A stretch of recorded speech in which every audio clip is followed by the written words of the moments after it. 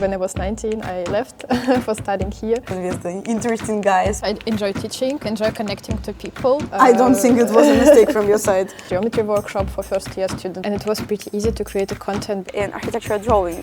What's the best university in the world? Hey guys, today I would like to present you our new format on this YouTube channel. Report series called Media Architect. We don't talk about this very often, but today an architect presents themselves not only through projects, client presentations, but also online where millions of people can see and evaluate your work. Some architects have used the space in a truly powerful ways. I want to share their stories and what they have achieved through their media presence. And today our first guest and very welcome guest, Anastasia Legkokonets. So, GROMARCH.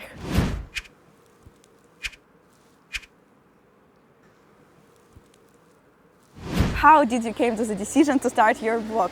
I actually never thought about myself as a blogger and didn't want to be a blogger before maybe 6 months ago. I wanted to do something for me, build personal brand, and in the August of 2025 I started to post and teach students about architecture graphics because I just love it. Blog was a good opportunity to realize that I love the most. It's connecting to people and teach. And after my experience of teaching at university, blog just came as a very good opportunity to combine both. And we are now at the University of Cottbus, in the architecture part of it. Anastasia was teaching exactly at this university, you can see on the background. We are now in the new location, where Anastasia used to live all the 6 years of studying. What benefits did you get from your blog as a young architect? At first, it helps me to build my personal brand, because in the future I plan to open my own studio and I won't need to start everything from zero, because I hope I will get a bit more famous, I don't know. As well as young architect, companies contact me to try their software, and I always love to try new softwares for free and learn it and teach this software. This opportunity I didn't have when I was studying. And another point, that through the blog I have a possibility to meet new people all around the world from very different parts of it, from New Zealand, Mexico, South Africa. Just learn another culture in other ways and just connect to them and maybe see them in some other offices some years later. Can you tell maybe a little bit more about an example of latest communication with the interesting guys from all over the world? Yeah, people just contact me on Instagram and they tell that they want to go to Berlin or they're coming to Berlin and they would like to connect. And I meet these people sometimes on conferences, on some events, and I'm really happy to see how my network is growing because of that.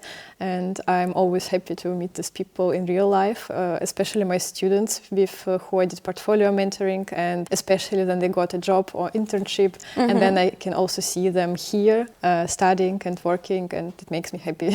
At my first time, I met a guy from my consultations that recognized me on the architecture event in Berlin. It was just wow, because I was like, you know me? Wow, and you got a job because of me? Wow! The blog is only the beginning for you, so to teach the graphics through reels and posts, but actually you're offering like a first step of education. How did you come to the decision to start architecture consultations? Before my personal blog, I had an online school with my partner called Our Campus. Yeah, we worked on it for a year and things didn't work out very well, and we decided to split and make personal things. And since we are not working together anymore, I do it myself. But the whole year which we were developing Our Campus, we also offered these consultations, mentoring for portfolios, about software as well. And just the whole year I learned about the software, I learned how to teach, and I wanted to continue it, so I do in my personal blog now. I enjoy teaching, enjoy connecting to people, not only teach them what I know, but also learn from them, because sometimes new questions are coming, and I also can learn from this question. Next time I know what to answer when this question comes up again. And you're a professional in the very niche sphere from architecture, especially in architectural drawing. It's something unique that architects can do besides the normal architecture. So how did you came to this part of your life? It started when I was a child. I actually always wanted to be an architect because my father also an architect and my grandma was an art teacher. And from the 5th grade I started to go to the art school and finished 5 years. And then I also switched to an architecture-based high school and studied for 2 years before finishing the school in the architecture school. And then I moved to academy Academy of Architecture and Arts in Russia, and education is very high based on art and drawing, and all the first projects you draw by hand, and it was necessary to learn how to draw, and I was always interested in it. My decision, what I wanted to do my whole life, and it stayed with me till now. Speaking about your consultations, do you work mostly with students or more with young architects who would like to develop their architectural drawing skills? Almost always I work with architectural students or recent graduates. I had only once an experienced architect who wanted to switch their job, but all the time these are students who want to find internships or apply for master programs, and I help them to make better visuals for their portfolios, and we just go through all the stuff they have inside the file to improve their application.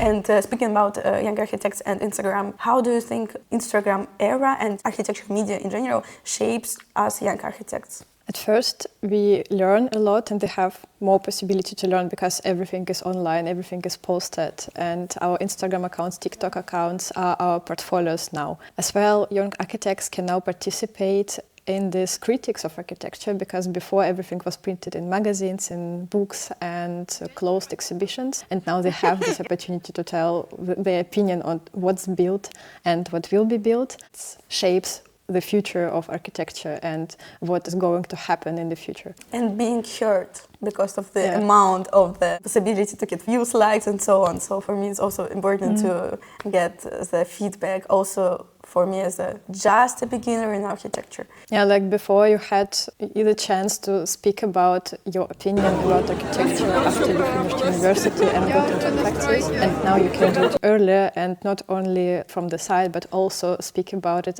out loud now. We're located again and we're in another building of Brandenburg University of Technology. How did you come to the decision to study at this university and to be in Cottbus? So I started my bachelor at another university in Russia, and after 2 years I came to Cottbus for an exchange semester.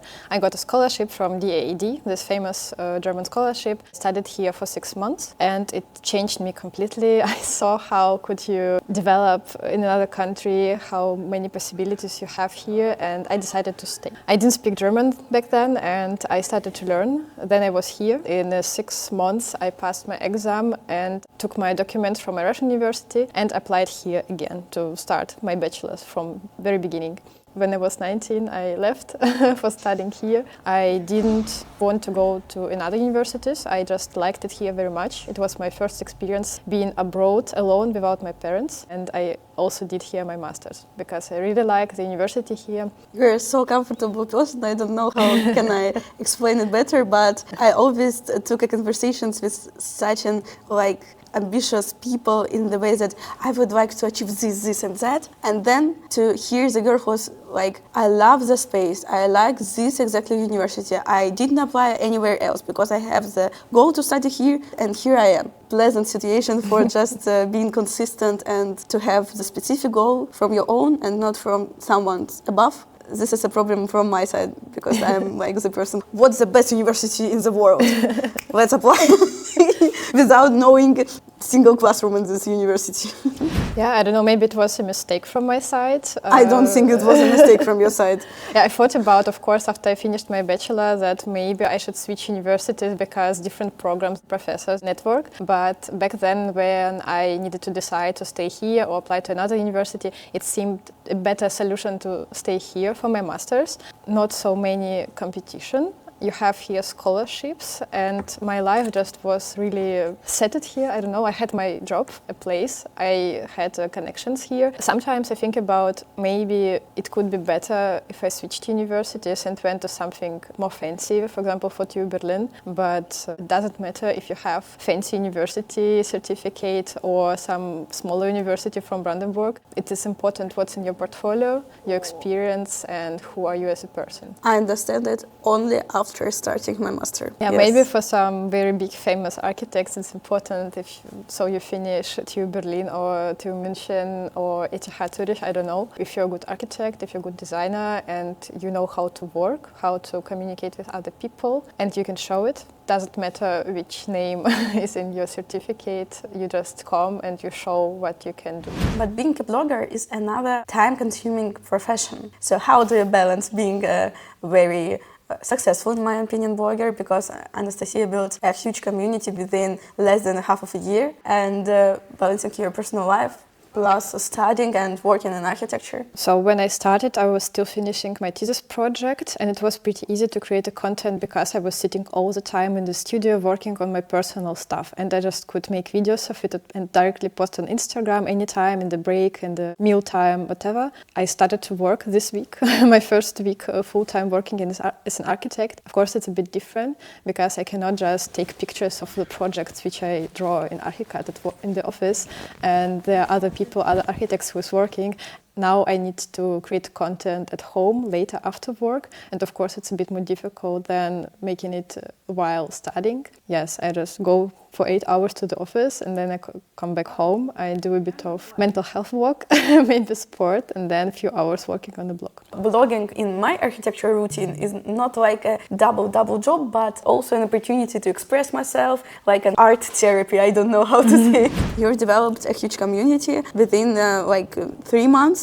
Which tools did you use to get more and more followers and to get more and more engagement in your content? In the beginning, it was consistency because I've posted first 1.5 months, like every day. I really filtered the content I post. I always wanted each post be really helpful, the posts which people will save and share with others. More difficult than just prompting something in ChatGPT and post it 10 reels per day, but I think this was the difference. Every post, every reel I made it because I found it useful for myself at first and I thought it might be useful for other people. And another one, always open for connections and collaborations. Going to events and just telling people, yeah, here I am, can you follow me, do you want to support me?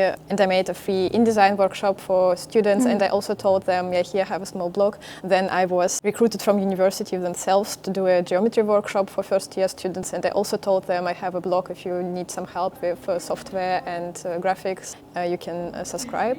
I don't want to grow to the 100,000 people till the end of the month. I just do it because I enjoy it and I'm glad that people find it helpful what I do and they follow me and they ask questions and they book consultations and it's really cool. But for me it's also important to get into practice and work as an architect and learn how to build buildings actually, not just draw them. So the main focus for me is still the work and blog is something what I enjoy.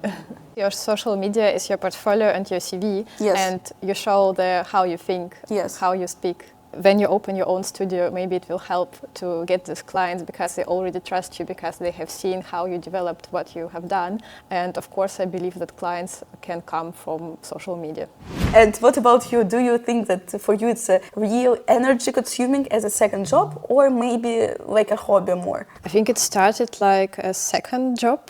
Okay, I didn't work when I started the blog, but I wanted it to be my job. And then I understood that I'm enjoying it and I really like to creating content. I like to teach people something new and make these short tutorials I have on my Instagram. And of course it's work. Of course you feel tired after job if you need to do some more content in the evening. But for now, it's a hobby which I enjoy. My consultations is also the way to speak about my thoughts and learn from my students as well. And I don't think it's hard for me. Of course, if you spend hours of sitting in front of computer and something didn't work and your tutorial wasn't saved, it's very sad. But in the whole, it's a way to distract myself from everyday routine. I enjoy it very much. And actually, this university I already understood it's much cleaner than TU Berlin. More convenient to study there because TU Berlin is chaotic. Difficulties to understand each other's culture and so on. So we have here some students who came after their bachelor to study here for masters from TU Berlin and they also also told me it's been so chaotic into Berlin, and Yes, here it's true. everybody feels like in a big family because you're really good connected with the professors, speak with them anytime you want, you see them every week and you can ask them questions and you don't feel scared. I didn't see a lot of conflicts or something like this. Of course, there are troubles with designs and people are stressed because of these deadlines and so on, but in the whole, they support you, whatever happens. Maybe you didn't pass the exam, but it's not such a big problem. They will support you in the next semester so you can do better. Yeah, I think it's a big difference in comparison to another bigger universities. Yes, because for example in Sapienza I have 2 midterms and only 1 month in between, 15 hours of material between them. And the difference between 2 exams are huge difference. I'm already scared about what's coming next. Do you think that for young architects it's very important to be visible in media, so it can be a blog or to make another article or something like that? Depends on their goals. But of course it will help to develop yourself as a specialist in the field. You will sit and you will research and you will learn how to write actually, and you won't just throw everything into social media, you will filter it. So you will learn. Everything you do outside of your normal life, outside of your part-time job or university, it helps to become better, and the blog is one of these ways to become better. And thank you for watching this first episode of Media Architect. And it will be much more. And see you soon. Bye bye.